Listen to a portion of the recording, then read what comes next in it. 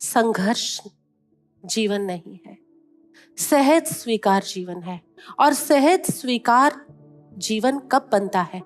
जब तुम्हें उस दिव्य शक्ति पर, उस एक ओंकार पर पूरा भरोसा है कि आपने जिस भी नदी में मुझे डाला है ना, वो नदी परम जीवन की ओर ही जा रही है।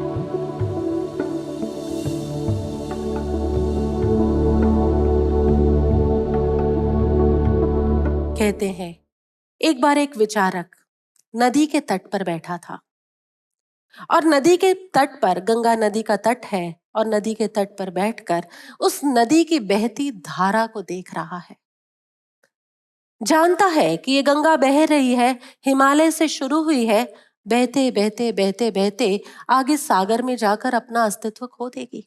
जानता है विचारक, जानकार है, देखता है कि ये नदी बह रही है और बहते बहते सहज में एक दिन अपने महासागर में खो जाएगी।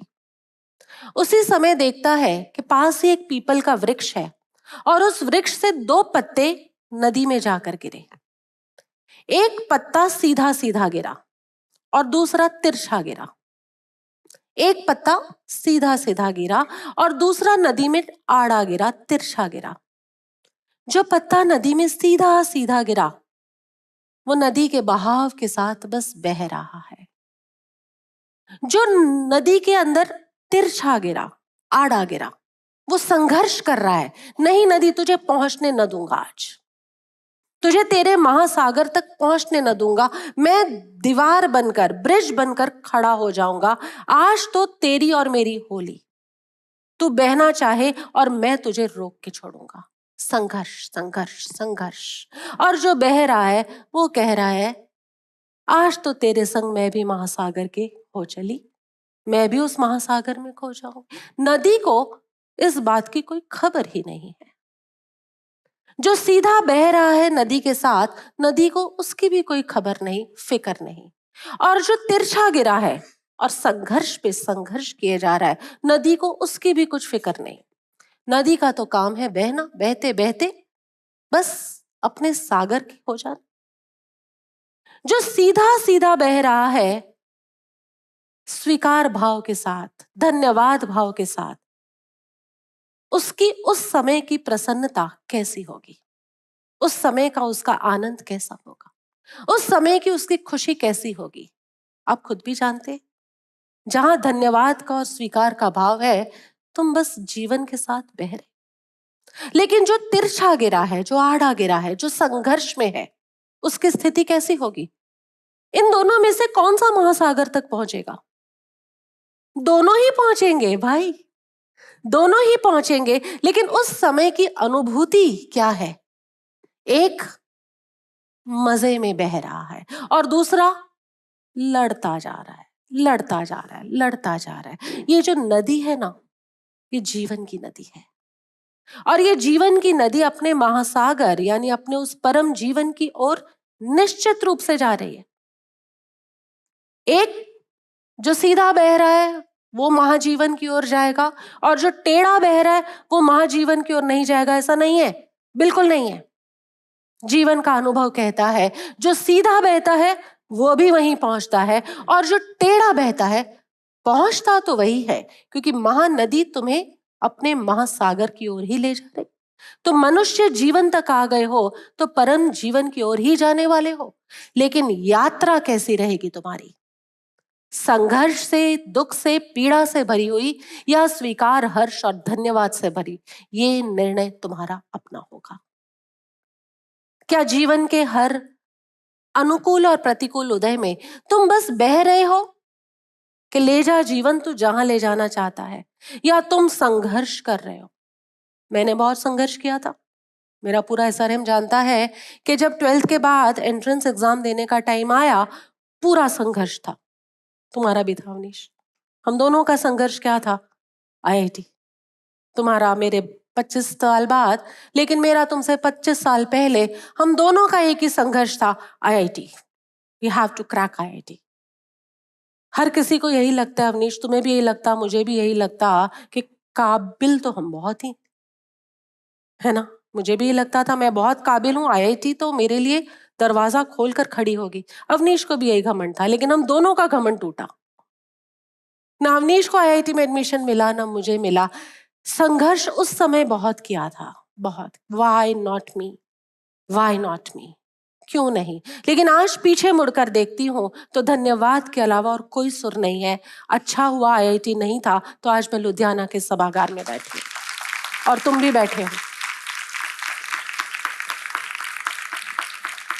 तुम पीछे मुड़कर देखोगे ना, तो जीवन ने जहां जहां दरवाजे बंद किए हैं, वो भी तुम्हें महाजीवन की ओर ले जाने के लिए, और जब जब दरवाजे खोले हैं, तब भी तुम्हें उसी महाजीवन की ओर ले जाने के लिए। तुम्हारा संघर्ष बाधा है। मैं ये नहीं कह रही प्रयास मत करो, नहीं, ये बिल्कुल नहीं कह रही प्रयास मत करो। प्रयास करो, लेकिन प्रयास के बाद परिणाम को प्रसाद में छोड़ दो। ईश्वर से बहेगा प्रसाद, और प्रसाद कुछ भी मिल सकता है।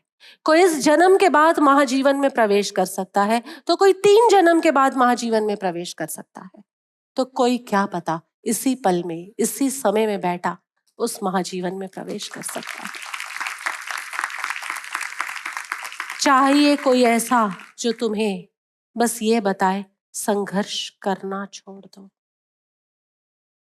क्योंकि हर संघर्ष के साथ तुम यात्रा में फेरफार न कर पाओगे, लेकिन उस हर संघर्ष के साथ तुम वर्तमान के अनुभव में फेरफार कर रहे हो। और जीवन कहाँ है? जीवन कहाँ है? मैं तो पहले कहती थी ये एक ही जीवन है, जी लो इसको। तुम्हें पता नहीं अगला जन्म कौन सा है, ये तो शास्त्रों ने कुछ ऐसा लिख दिया कि आगे जाके सुख मिलेगा, स्वर्ग में जाके या मोक्ष में जाके। पहले मैं भी ऐसा ही सोचा करती थी, लेकिन जैसे जैसे अनुभवों ने एक उड़ान पकड़ी, जैसे जैसे अभिव्यक्तियों ने गहराई पकड़ी, वैसे वैसे समझ में आया इस जीवन के बाद के जीवन की आशा करना ही व्यर्थ है। जो है वो यही जीवन है, और अब तो मैं ये कहती हूं जो है वो यही जीवन, इतना ही नहीं, जो है वो यही पल है। इस एक पल में जी लो। अगर इस एक पल में भी संघर्ष छोड़ दिया, इस एक पल में भी संघर्ष छोड़ दिया, तो वो छोड़ने का एहसास है ना, संघर्ष को छोड़ने का एहसास जीवन जीने का ढंग बन जाएगा। शुरू करो कहीं से। संघर्ष जीवन नहीं है, सहज स्वीकार जीवन है। और सहज स्वीकार जीवन कब बनता है? जब तुम्हें उस दिव्य शक्ति पर, उस एक ओमकार पर पूरा भरोसा है कि आपने जिस भी नदी में मुझे डाला है ना, वो नदी परम जीवन की ओर ही जा रही है। इस आस्था के आधार पर यात्रा शुरू होती है। हमारी यात्रा अपने बलबूते पर करने जाएंगे, न शुरू होगी न आगे बढ़ेगी, और कभी आगे बढ़ भी गई तो बहुत जल्द भटक जाएगी। क्योंकि तुम्हारा अपने ऊपर भरोसा हो ही कैसा सकता है? क्योंकि तुम सब जानते हो, हम सब जानते हैं हम भीतर से कैसे हैं। और जब हमें पता है हम भीतर से कैसे हैं, तो हम सभी को पता है बहुत भरोसेमंद इंसान नहीं है। हाँ कि नहीं? जब सभी को मालूम है हम भीतर से कैसे हैं, तो ये भी पता है बहुत भरोसेमंद इंसान नहीं है। और जब स्वयं का स्वयं पर ही भरोसा नहीं, तो कैसे तुम्हारी यात्रा एक दिशा में आगे बढ़ सकती है? यात्रा कभी भी कोई परम के तरफ शुरू करनी हो,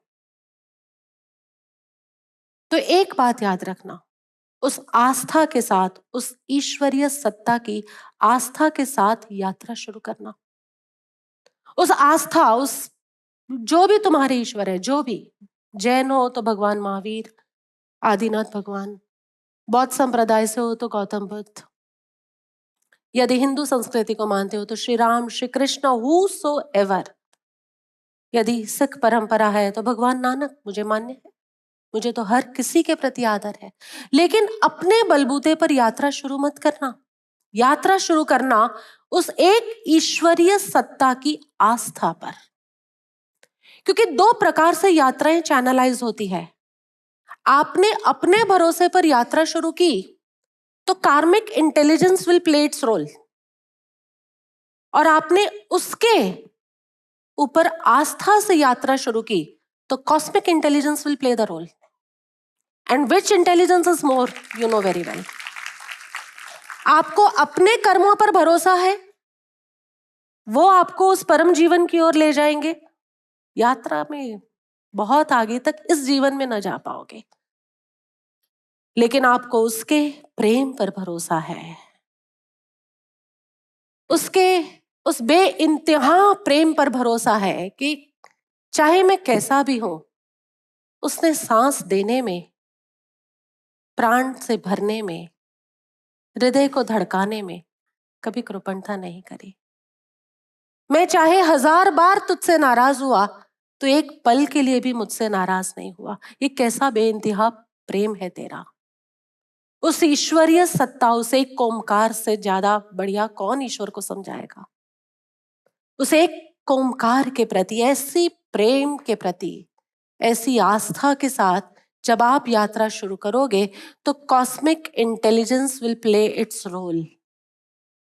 और ये इंटेलिजेंस बहुत ही अलग है. बहुत समझाया है मैंने इस इंटेलिजेंस के बारे में सत्संगों में. और अगर अपने ऊपर ही भरोसा है, अपनी काबिलियत पर ही आप पहुंच जाना चाहते हैं, तो आपके karmic intelligence will play the role. और आपके कार्मिक इंटेलिजेंस के अंदर क्या कर्म डाले हैं आपने, आप जानते ही हैं. पुराने जन्म छोड़ दो, इसी एक जन्म में कैसे कर्म किए हैं हम सबको मालूम है कि नहीं.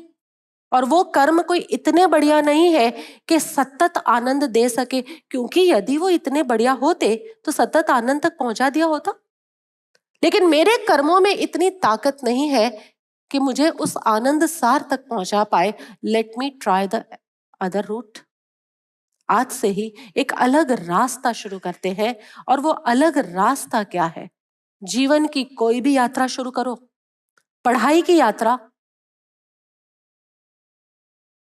शादी की यात्रा, 15 दिन में शादी है इसकी, व्यापार की यात्रा या अध्यात्म की यात्रा, अपने पर भरोसे से ये यात्रा शुरू मत करना.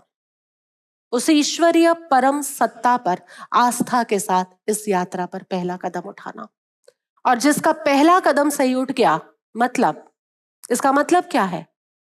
ये पहला कदम सही उठ गया, इसका मतलब ही ये है कि ये पत्ता अब जीवन की धारा में सीधा बह चला और ये अपने महासागर तक जरूर पहुंचेगा. पहुंचेगा तो आड़े वाला भी, लेकिन तुम खुशी खुशी पहुंचोगे और वो बिदक बिदक कर पहुंचेगा, दुखी हो कर पहुंचेगा. तो एक और की take away, whatever you begin in your life from today onwards, have that complete faith and surrender to the divine order. क्योंकि उससे ज्यादा तुमसे प्रेम कोई नहीं करता, कोई कर ही नहीं सकता. वो एक ही सत्ता ऐसी है जो सतत तुम्हें जीवन के रोमांच से भर रही है, जीवन से भर रही है. God is filling you with life. वो एक पल के लिए नाराज हो जाए, जैसे तुम हो जाते हो ना, अपने भगवानों से नाराज होते हो जगप्रीत? कभी नहीं होते. कोई तो होगा जो भगवान से नाराज हो जाते होंगे. और अरे नाराज नहीं होते तो मन्नतें क्यों मांगते? ये जितनी मन्नतें मांग रहे हो ना, जितनी खुशामदें कर रहे हो. मैं तो अभी वो चंडीगढ़ आपके साथ भी गई थी देवी के टेम्पल पर, और वहां पर कितना बांधा था लोगों ने. वो बांधा क्या है? मन्नतें. मेरे को तो यही पता है कि जो इतना बांधते हैं वो सारी मन्नतें होती है. तो ये मन्नतें मांगना, ये खुशामदें करना, एक तरीके से हमने जाना है कि मीठी मीठी भाषा में भगवान से शिकायत करना है कि चाहते तो हम ये थे, तुमने किया वो, लेकिन अब ठीक है. वापस अब एक रिक्वेस्ट लेटर डाल रहे हैं कि हो सके तो ऐसा कर देना. इसलिए ये एक बांधा. ये दूसरा, कितनी बंधी हुई थी वहां पर. और तुम बिल्कुल मानोगे कि हाँ, ये खुशामद है, ये शिकायतें हैं. मैं तो जब भी ईश्वर के पास गई हूं ना, धन्यवाद के भाव से गई हूँ. बहुत दिया, बहुत दिया. मैं चाहे कितना भी गलत सोच लूं, लेकिन तूने मेरा दिमाग नहीं बंद किया. मैं चाहे कितना भी गलत बोल लूं किसी को, लेकिन तूने मेरी जुबान नहीं खींच ली. तो कितना प्यार करता है मुझसे. या हमारा बच्चा भी कुछ गलत बोल देना हमसे, हम नाराज होकर चले जाते हैं, 2 दिन बात करने मत आना मुझसे। लेकिन प्रभु हमने तो कितने गलत गलत बातें किसको नहीं बोली, लेकिन तुमने कभी जुबान बंद नहीं करी हमें। क्या प्रेम करते हो तुमसे, बेइंतहा प्रेम है उसको तुमसे, अपार प्रेम से भरा है वो तुम्हारे लिए, वो ईश्वर, दैट परम। ये नास्तिक दर्शन वालों को शायद बात समझ ना आएगी, क्योंकि वो कर्म सत्ता को ही सब मानते हैं। आस्तिक दर्शन वालों को बात समझ में आएगी, जो कर्म सत्ता से ऊपर भी, जो कर्म का भी नियंता है, जो उसको समझते हैं। और इसलिए मैंने सब दर्शन समझाए, क्योंकि जब तक आप चारों अपेक्षाओं से बात नहीं समझोगे, तब तक यात्रा करनी कैसी है ना पता ना चलेगा। पत्ते जितने लाचार नहीं हैं हम मनुष्य हैं, हम जीवन चेतना से भरे हुए लोग हैं। और ऐसी जीवन चेतना से भरे हुए लोग भी जीवन के आनंद से वंचित रह जाए, ये कहां की समझदारी है?